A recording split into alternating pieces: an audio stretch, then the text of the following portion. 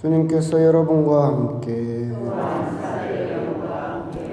루카가 전한 거룩한 복음입니다.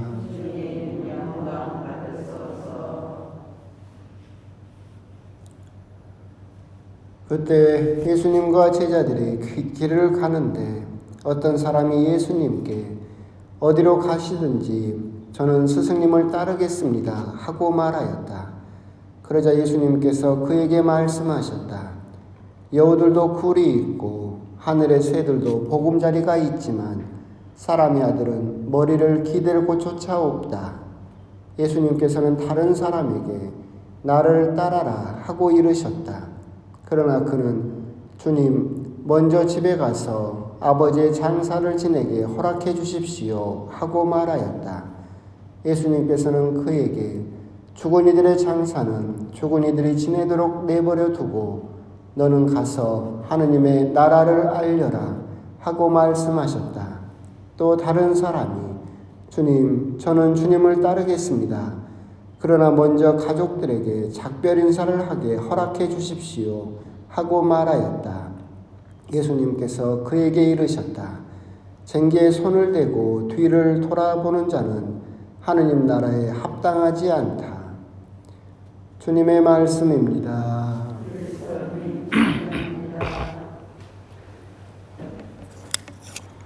참 예수님, 추석 이제 5일이죠. 연휴가 시작이 되었습니다. 코로나 때문에 여러 가지 사정도 있고 오랜만에 가족을 또 못 볼 수도 있을 텐데 또 오신 분들도 계실 것이고 하여튼 행복한 시간들이 되셨으면 좋겠고 만난 거라도 장만하셨습니까? 요즘 추석에는 송편 잘 안 하죠. 사서 드시지. 송편을 하긴 해야 되는데 하는 건 귀찮고 그러니까 사서 먹고 설날 때도 떡 옛날에는 제 기억에는 어머니가 떡밥감 갔다 오라고 하면 가서 기다린 기억도 있고 했는데 요즘도 떡도 다 사서 먹고 그게 나쁘다는 건 아니지만 하여튼 그래도 추석이니까 추석하면 딱 먼저 떠오르는 게 송편이니까 사서라도 하나씩이라도 맛을 보면서 추석도 맛을 또 함께 느끼셨으면 좋겠습니다.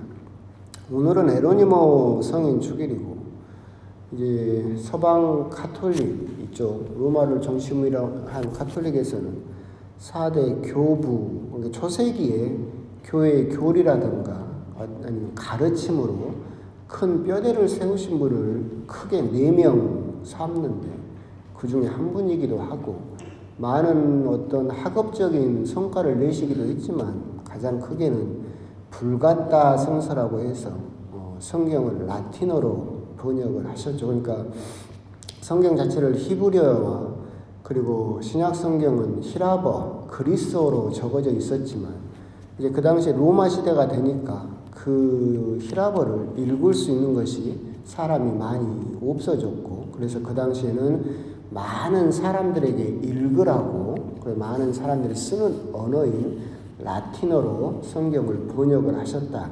성경 번역하는 게 뭐 그렇게 대단한 업적입니까? 라고 생각할 수 있겠지만 지금이야 뭐 인터넷도 있고 많은 자료가 있고 하지만 이분은 이 성경을 가장 또 원본에 가깝게 해석하기 위해서 히브리어에서부터 시작해서 거의 모든 성경과 관계된 원어를 다 정말로 빠삭하게 하실 수 있었고 연구를 하면서 성경 자체를 불가타 라틴어로 어떻게 하면 원본에 가깝게 번역을 할 수 있을까 평생 노력하셨던 분이었고 그렇기 때문에 성경을 요즘도 해석할 때 그렇게 옛날 성경이긴 하지만 불가타 성경을 또한 어떤 참고 자료로 많이 쓰는 이유도 그렇게 거기에서 또 연원한다라고 생각을 하시면 되겠습니다. 하여튼 그분의 목적은 많은 사람들이 성경을 접할 수 있도록 대중적인 라틴어로 성경을 번역하신 그 업적이 있고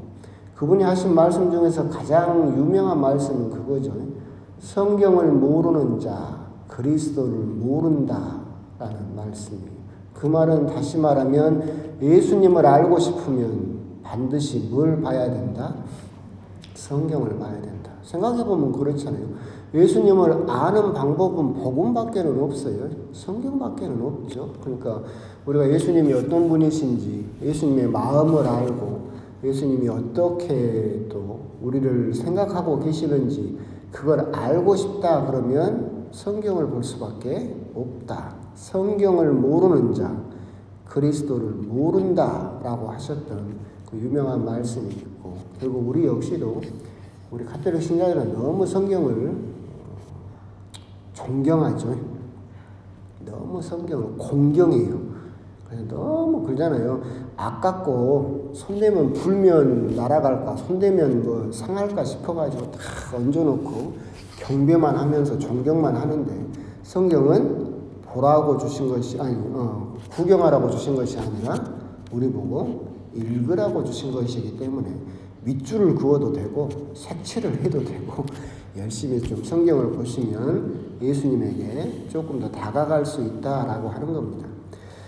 그래서 연휴 첫날 강론 길게 한번 모아봤어요. 오늘 복음은 조금 이해하기가 어렵죠. 오늘 3명의 사람이 나오죠.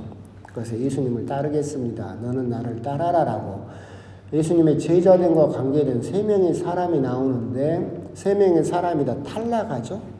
탈락이에요. 그런데 이 3명의 사람이 왜 예수님의 제자되는데 부족한가에 대한 이유는 자세히 나와 있지 않아요. 그죠? 첫 번째를 보면 어떤 사람이 먼저 예수님을 찾아왔어요. 그래서 어디로 가시든지 저는 스승님을 따르겠습니다 라고 말했는데, 예수님께서 그래라 라고 하시면 좋은데, 그것을 여우도 굴이 있고 하늘에 새들도 보금자리가 있지만 사람의 아들은 머리를 기댈 곳조차 없다 라고 하시면서 넌지시 거절하는 듯한 그런 뉘앙스를 보이고 계시죠. 왜 그러셨을까 생각을 해보면 모르죠. 내가 어떻게 알아요? 예수님이 왜 그러셨는지 성경에 안 나와 있는데 나중에 예수님을 만나서 물어보면 아까 알 수는 없죠. 짐작을 할 수는 있는데, 짐작을 해보면 다른 복음서를 보면 이 사람은 율법학자로 나와요. 그러니까 율법학자였던 사람이 예수님의 가르침을 듣고 감동을 받은 것 같아요.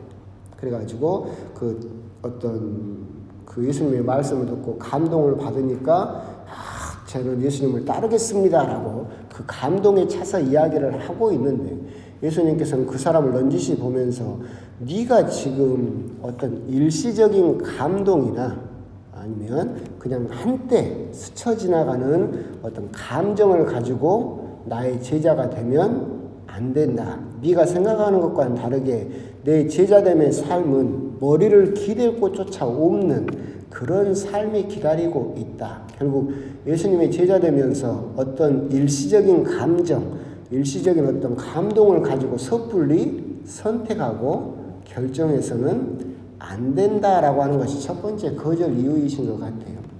옛날에도 한번 말씀드렸는데, 제가 어떤 본당에 있을 때 어떤 처음 보는 청년이 와가지고 저한테 신학교 가고 싶습니다 그러더라고요. 그래서 세례 받으신 지 얼마나 되셨어요? 그랬더니 1년 됐대요. 1년. 안 된다고. 내가 당신이 누군지도 모르고 적어도 세례 받은 2년은 돼야 되고 내가 1년 동안 당신을 지켜볼 테니까 그때 다시 한번 이야기하자고. 그러니까 딱 그런 거예요. 세례 받고 1년 되니까 미선하고 막 하니까 어떻게 되는 거예요? 열정이 불타오르는 거지. 열정이 불타오르고 내가 막 하느님을 사랑하고 예수님을 사랑하고 또 본당 신부님을 보니까 막 부럽고 나도 신부가 되면 좋겠다. 막 그 열정이 불타오르는 거야. 그래서 신학교 가고 싶습니다 라고 했어요. 1년 뒤에 어떻게 됐을 것 같아요? 점점 이 사람이 무슨 추리닝에 슬리퍼 찍찍 긁고 미사를 오더니 1년 뒤에는 주일미사도 안 나와요. 왜 그래요? 열정이 식어버렸지. 2년 되니까. 그렇죠? 그러니까 그 사람처럼 그냥 한때 감정이나 한때 이걸로 그런 예수님의 제자됨을 선택해서는 안 된다라고 하는 겁니다. 아따 문자 보지 말고 이 양반이 아까부터 띵동띵동 이제 미사 때 문자를 보고 있네. 그리고 이제 그러니까 첫 번째 그것은 어떤 일시적으로 일어나는 뜨거움이나 감동을 가지고 선택하지 말라는 것이고, 두 번째는 이제 예수님이 먼저 그 사람에게 나를 따라라라고 이야기를 하고 계세요. 근데 이 사람이 아버지의 장사를 저에게 먼저 허락해 주십시오라고 하는데 예수님께서는 이건 역시도 간곡하게 거절하시는 듯한 말씀을 하시죠. 죽은 이들의 장례는 죽은 이들의 지내대로 하고 너는 나를 따라서 하느님 나라를 알려라라고 이야기를 하고 계시고, 이 부분을 보면 예수님이 참 냉정하게 보이죠. 그러잖아요. 그러니까 아버지가 돌아가셨어요. 그래서 아들 된 입장으로 아버지 장사를 나 지내고 내가 당신을 따르겠습니다라고 하는데, 예수님은 죽은 이들의 장사는 그 사람들에게 남기고 너는 그런 거 상관없이 나를 따라라. 참 예수님이 냉정하시고 되게 독하다라는 생각이 듭니다. 이 부분에서는 왜 그랬을까 생각을 해보면 이 부분을 이렇게 해석할 수밖에 없어요. 이 이스라엘 그 당시 예수님 당시에 아버지가 돌아가시면 장례식에 참석한 아들만이 유산을 배정받을 수 있어요. 그러니까 아버지의 장례를 참석하지 않으면 불효를 했기 때문에 유산을 받지를 못해요. 그러니까 이 사람은 예수님을 따라라 그래서 따라가고는 싶은데 아버지 장례식에 가야 내가 유산을 물려받을 수 있거든요. 그러니까 뭐예요? 먼저 저기 먼저 갔다가 그 다음에 따라가겠습니다. 그러니까 양손에 떡을 쥐고 어떤 것도 선택하지 못하는 거지. 예수님을 따르려면 물론 아버지의 장사가 당연히 해야 되는 일이긴 하겠지만 아버지가 나에게 물려줄 유산을 포기하지 못하겠고, 유산을 갖자니 예수님도 따르고 싶고, 그리고 두 개의 떡을 양손에 쥐고 고민했던 사람. 그래서 예수님께서는 이미 그런 재물이나 유산을 선택한 사람, 하느님 나라가 아니라 세상의 것을 선택한 사람들은 이미 죽은 이들이고, 그 죽은 이들의 장사는 죽은 이들에게 맡겨두고 너는 거기에서 그걸 포기하고 나를 따라라라는 말씀으로 이해하는 수밖에 없다. 아버지의 장사까지 지내지 못하게 하는 것은 너무 과하다라고 생각할 수 있는데, 결국 이 부분을 이해하는 방법은 이 사람이 아버지 장례에 참석해서 아버지 유산을 먼저 받고 그 다음에 당신을 따르겠습니다라고 하는 두 가지 떡을 양손에 쥐고 선택하지 못했기 때문에 예수님께 이런 말씀을 들은 것이 아닐까. 세 번째 사람도 먼저 예수님에게 이야기를 하죠. 그러면서 먼저 가족들에게 작별 인사를 하게 허락해 주십시오라고 하는데 이것도 예수님이 거절하시죠. 그러니까 어떻게 보면 예수님의 제자 된다라고 하는 것은 가족 간의 정도 끊고 아니면 과거라든가 뒤를 돌아보지 말고 냉정하게 모든 것을 끊고 하느님 나라에 무조건 투신하라라는 요구로 생각될 수 있겠죠.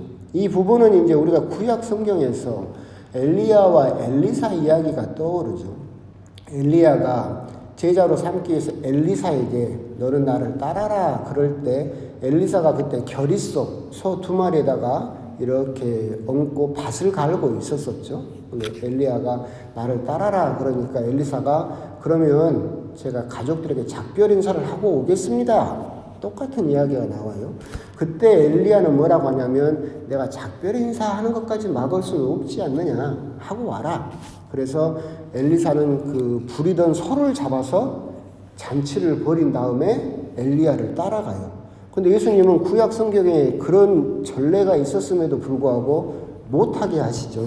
그 말은 결국 이 세 번째 이야기에서 우리가 생각해 볼 수 있는 것은, 그렇기 때문에 예수님께서 뒷부분에 쟁기에 손을 대고 뒤를 돌아보는 자라고 하시는 것도 당신도 엘리야와 엘리사 이야기를 이미 머릿속에 가지고 계셨다는 이야기예요.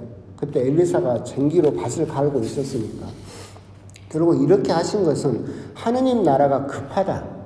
그때 엘리야와 엘리사처럼 느긋하게 시간 끌고, 그때는 여유가 있었으니까 그렇게 시간을 끌 수 있었겠지만 지금 하느님 나라는 너희들 코앞에 와 있고 이미 와 있다. 느긋하게 잔치를 벌인다거나 가족들하고 인사할 시간이 없다. 얼른 따라와라. 그런데 여기에서 우리가 주목해야 될 것은 쟁기에 손을 대고 뒤를 돌아보는 자. 그 말은 이게 무슨 말이에요? 세 번째 사람에게 해당되는 말이겠죠. 그럼 이제 우리가 세 번째 사람이 왜 이런 꾸중음 같은 거절을 당했는가를 알 수 있겠죠. 이 사람이 먼저 가족들에게 작별 인사를 하게 허락해 주십시오라고 하는 것은 엘리사와 같이 선택을 하고 결정을 하고 소를 잡아서 잔치를 벌일 정도로 완벽한 결정이 아니었다는 이야기겠죠. 이 사람이 쟁기를 잡고 뒤를 자꾸 돌아다 본다는 이야기는 뭐예요? 가족들에게 돌아가서 그 사람들과 인연을 정리할 생각이 없다라는 이야기. 그렇기 때문에 예수님께서 그걸 알고 있기 때문에 너는 엘리사와 같은 그런 결단을 내리지 못하고 있구나. 엘리사는 쟁기를 잡고 뒤를 돌아다 보지 않았는데 소를 잡아 먹어버렸잖아요. 근데 너는 쟁기를 잡고 자꾸 가족들과 인연을 생각하면서 뒤를 돌아다보고 있다. 너는 하느님 나라에 합당하지 않다라는 꾸중을 그렇게 하신 것이 아닐까. 이 세 명의 사람이 왜 그렇게 예수님에게 거절을 당했는지는 정확하게 모르죠. 근데 우리가 설명할 수 있는 부분은 이 정도이다라고 하는 것이고, 결국 여기에서 우리가 이제 생각해 볼 수 있는 부분은 뭐냐면, 우리가 하느님을 나라를 이렇게 가고 싶고, 그래서 예수님의 제자가 되었다, 예수님을 따른다라고 하면서 이 세 명의 사람들을 묵상하면서 우리가 생각해 봐야 할 것은, 옛날에도 몇 번이나 말씀드렸던 것처럼 우리가 포기했다라고 하면서도 슬그머니 그것을 다시 욕심내고 있는 모습, 그죠? 쟁기를 잡고 뒤를 돌아다 보는 자, 예수님을 따른다라고 하면서 포기했습니다라고 해놓고 그러면서도 다시 그것을 되찾으려고 하는 것. 도박판에서 망하는 것은 무슨 생각을 해서 망한다겠어요? 본전 생각, 그죠? 포기해야 되는데 포기하지 못하다가 집도 팔고 땅도 팔고 다 팔고 망하는 거예요. 옛날에 말했잖아요. 내 돈을 이렇게 따갔어요, 저 사람이. 그럼 저 사람 앞에 있는 쌓여있는 돈은 내 돈이에요, 저 사람 돈이에요? 정확하게 말을 해. 누구 돈이에요? 저 사람 돈이지.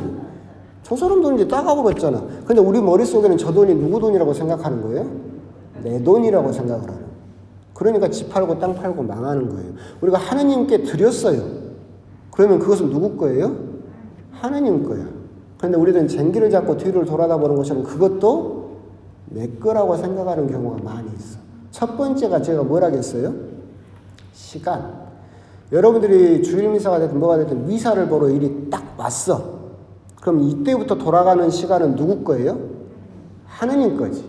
여러분 거 아니지. 여러분이 하느님에게 봉헌했잖아, 시간을. 내가 미사를 드리기 위해서 1시간을 드렸어요. 그럼 이제는 하느님 거지.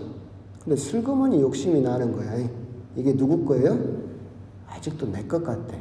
그래서 미사 때 핸드폰을 보고 주보를 보고 딴 생각을 하는 거지.